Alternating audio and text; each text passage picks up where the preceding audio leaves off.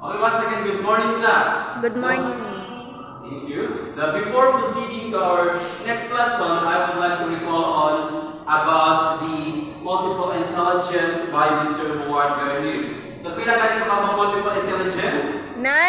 Correct, 9. So, from those multiple intelligence we tackled yesterday, I would like to raise some questions. Yes, Daya, for you, which among the nine, what we call this, intelligence are you dominant with? Okay, so bodily kinesthetic, why? Can you share to us why bodily kinesthetic you choose? Okay, no, may maayo lang siya musayaw. So, because bodily kinesthetic perform the physical attribution of her and maayo daw siya musayaw mo nang consider niya ng bodily kinesthetic kay dominant sa iyang intelligence. Now, how about please stand. So how about how it affects your interest, your what we call this, your decision making, okay? Okay, no, thank you for that. No, and also having specific intelligence, it helps us to have decision making, guys. Kung sa dito akong gusto dyan, no? Kung sa dito akong gustong i-pursue in the future. So now let's proceed to other ideas about how intelligence being affect or how factors contributed to our intelligence by discussing intelligence and individual differences. So we know naman, diba, people have different intelligences. No, it's described where areas they perform well. And we're also areas na less sila or weak, kumbaga. And also, intelligence also tackled about the specific skills that we are dominant with. Now, so let's proceed about the concept, about intelligence. What specific concept that tackled about intelligence? So, in the concept about intelligence, it's tackled about how intelligence being perceived or how it being developed by certain individuals. Now, first, intelligence is being defined as the capacity to learn of a certain person. No, ang intelligence, it could be at a state, where the level of comprehension or the level of the capacity of a certain individual nga ma-perform siya in that specific area. Next is what we call the total knowledge acquired. Intelligence tackled about what are those specific or what we call is the prior knowledge na na-acquire na sa usa ka tao.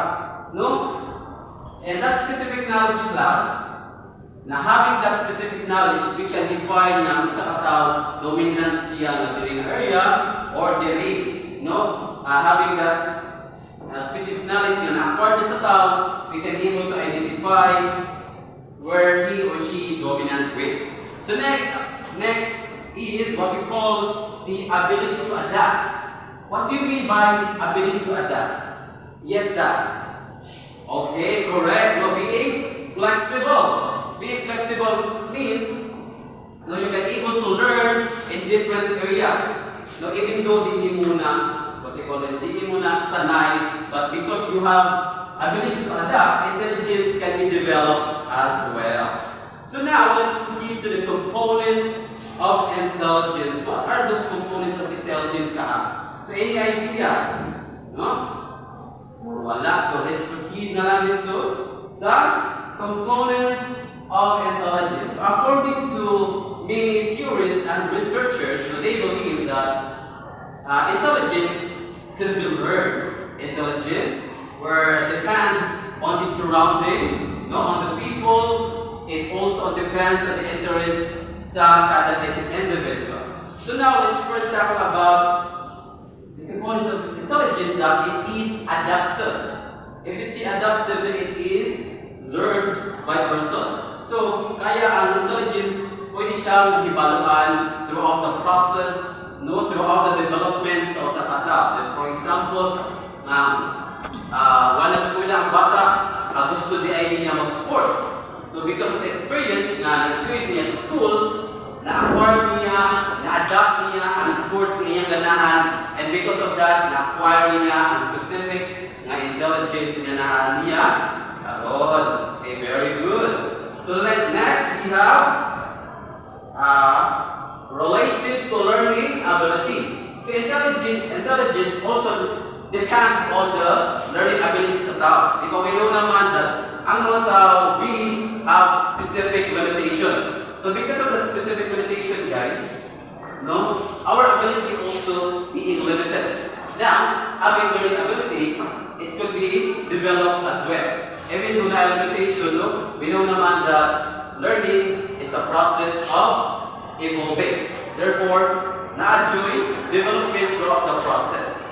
No, what about natin kaganahan ng intelligence, specific intelligence, but because of the experience, because of the surrounding, the people, the opportunities as well, na develop na into our own intelligence. So you get my point? Okay, nice. So next, we have the use of prior knowledge. What we call, no, if we say prior knowledge, the knowledge that we already know, we already acquired. Syempre, no, it is talking about the previous knowledge na na-acquired na to, and the intelligence also proposed by that. Next is the complex interaction. The complex interaction and coordination. Well, intelligence, guys, should have coordination as well, right?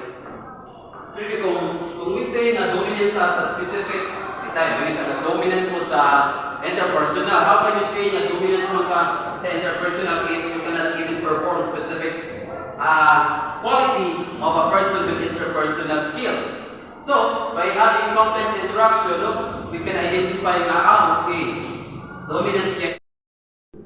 Okay, next we have intelligence can be seen in different areas. What do you mean by that? Any idea? Yes, sir.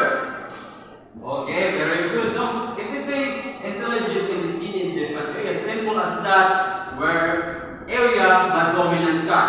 Simple as that, di ba? Kung, for example, maayo ka in dancing. So, it could be sa body ka, di ba? Maayo ka in communication. It could be in linguistic or interpersonal. Maayo ka sa nature. It could be naturalistic na tao. So, simple as that. So next, we have the culture specific. Now, so simple as that. Culture specific, talking about the personal background sa tao.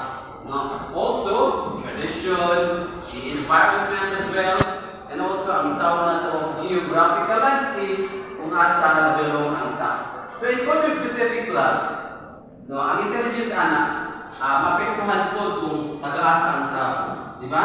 So, for example, kung usa ka tao taga rural areas niya, diba? Mostly may mga isolated na mga lugar. Sakto ba? Isolated ba na? Okay. No? Kumbaga, ang opportunities is limit lamang. So, kung limit ang opportunities because of the background, syempre ang development also limit. Unlike din sa mga, sakto ba ang urban? O, ang urban ba ng mga city? Okay, no, sakto, yung galing ko gabay. So, ang urban, so di ba, ang urban cities like Manila, siyempre, dapat kayo ng opportunities yung provided is because of that, their culture, no, could gain fast, I mean, fast ang ilang improvement. I know nga, hindi ko niya kung ang sabay na lugar man nun. It means culture may also uncultured, but specific siya to kung saan environment sa tao, no? Lifestyle po, no? Na siya, ang culture specific po. Mauna na ang tanan-tanan nga, environment or surroundings sa tao. So next, we have, next guys, according to Stenberg, no, there are two classifications of intelligence, how intelligence being should be classified or described. So according to him, naalay duha ka specification ang intelligence sa tao. Una ani ang operational definition. So, if it's operational operational from the word itself, operational. So na siya process, di ba, ay step by step, how to identify specific intelligence. So kung meron specific, no, it means it defines that intelligence is through the measure or the test that what was used. So it could be intelligence being defined by the use of written test, or it could be also observation as well. So next classification of intelligence is ang itawag na real intelligence. The real intelligence definition. So kung ito real, so it means kung unsa jud ang naani mo. No, acquired. So based on here, real intelligence looks into the nature of the characteristic being defined. So, bakit siya? Kung sa'yo na-acquired mo daan, mauna na. So your intelligence being defined of who you are, kung kinsa ka, maayo ka, inaning apart, sumao ka. You are being identified for that specific characteristic of yours, not being tested or being observed. So next guys, this intelligence is, according to many researchers, intelligence guys is a combination of many factors. So according to here, there are, let me count one first. So there are three, what do you call this? There are three combinations that ability should be performed. So first, ang itawag nato o siyempre learn, no? Intelligence is a learning process. Next, ang itawag o recognize problems. So intelligence guys it knows how to recognize certain problems. So and lastly, intelligence can solve problems as well. So para i-summarize nato, so maghatag lang ko as specific example. So kung nanayo sa katao, kung usala ikaw sa katao na gabihin na kay palitunon, hindi mo nga paliton. But ang tindahan is medyo layo. No, medyo layo din. Kung lakaw na nimo ngit-ngit, yung medyo kuan danan kayo ka mga kalasangan tindahay while magbuka pa ron dito. So, ang learning mo daan niya, if ang lugar it could be delikado, no? It could be na naay mga dili maayo nga mahitabo. So, kung maagi ka dito. So, na. The next is to recognize the problem. Asa man ang problema dito sa sitwasyon? So, ang unang problema is nakay hindi nga paliton. Dahil ang ikaduha ang problema is ngit-ngit ang atianan dito sa gabi. It could be na naay danger while maglakaw ka pa dito.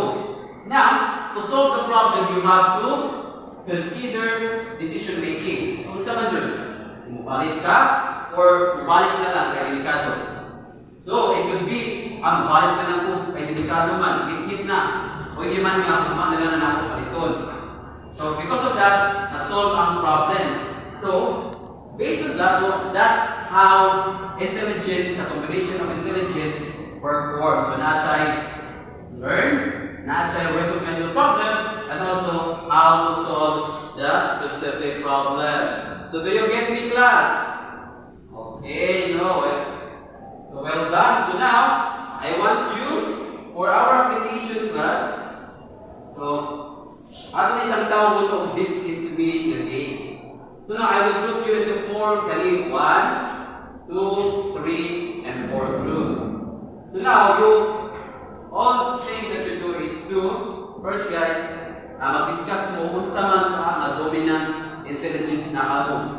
Dominant, it could be, maayo ko sa sports, maayo ko sa singing, maayo ko sa entertainment, asa mo nga place na maayo mo. And then, after that, you will draw it by having a poster making. Okay, dali na ba no? Dali na siguro na. Na-draw ninyo in specific symbol. Usapon ninyo yung dominant. I-draw ninyo. And after that, you will share it in front by group. Okay, do you get me?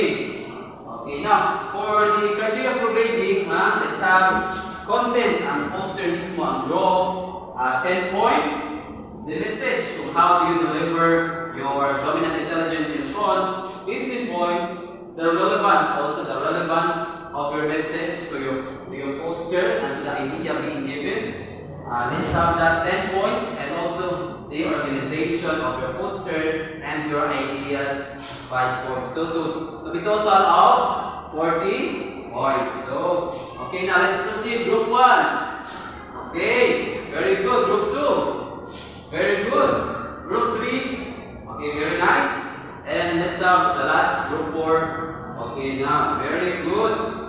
Now, for your assignment, your assessment, pareho po kuha all the 1/2 sheet of paper lang. And then answer this following question. So, isuwat sa lang muna ang question na kayo.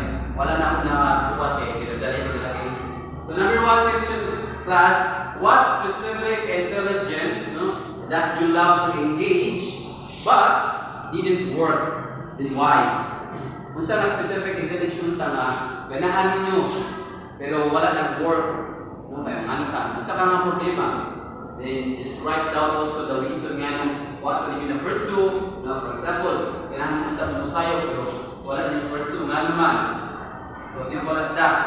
Number 2, if you are given a chance to address yourself to the younger age about the thing they wanted to do, but there is many, there are many hindrances ahead. Now, what would be it? Kung sa ka message na inyong ipadangat din sa mga kabatunan nga na ay gusto unta pero lisod lagi pinagkababag. Okay, do you get me? Okay, I will give you siguro mga 10 minutes to answer that. I don't think that's just being specific na indirect. Okay, please pass forward the papers. Okay, thank you. And now before I end my class, I would like to request let's have 2 students lang. Ikaw Doy. And ikaw Dal. Kagwapay mo. So I want to raise a question na ikaw na Doy. In what way you can address what we call that? You can address respect towards your peers, with regards to individual differences in school. In what way man Doy? Like for example, lagi na dyan mo. In what way natapin mo ang respect towards towards your classmates. Sa mga pagi specific na, kaya respect, dati na kayo ang respect, pero hindi na siya action. It is a concept. So, be specific. Okay, thank you. Very good, in having supports daw, sa kalanian sa classmate din, iya supportaan ay yung grades. So, how about ikaw, guys? Your question will be, what positive outcome might created from that action? So, saka ang mga positibo, maayong outcome. So, for you, saka dyan. Okay, good communication na, good relationship. So, very good. Siyempre, kung ayaw mo relasyon, nadyo na ang, siyempre, pag kayo sa sige, pag sinap na. So, that will be all, class. And I hope that now we learn. Goodbye and thank you.